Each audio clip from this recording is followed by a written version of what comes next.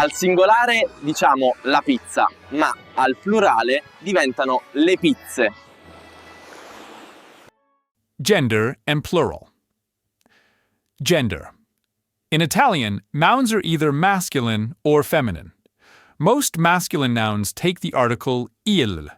This article becomes L' when the noun begins with a vowel, and becomes lo when the noun begins with S plus consonant, for example, SC or SP or ST, or begins with GN, PN, PS, X, Y, or Z. Feminine nouns take la or L' when the noun begins with a vowel. Many masculine nouns end in o, and many feminine nouns end in a.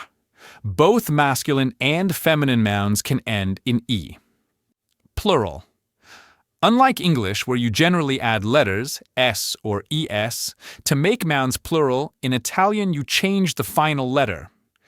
O becomes I, il posto becomes I posti, e becomes I, la pizza becomes le pizze, I becomes I, il padre, la madre becomes I padri, le madri.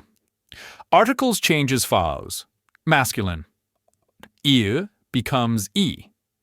L' becomes ye, and lo becomes ye. Feminine. La becomes le, and L' also becomes le. Nouns that are imported into Italian, such as bar, computer, menu, sport, stay the same in the plural. They are generally masculine. Il bar becomes a bar. Il computer becomes I computer.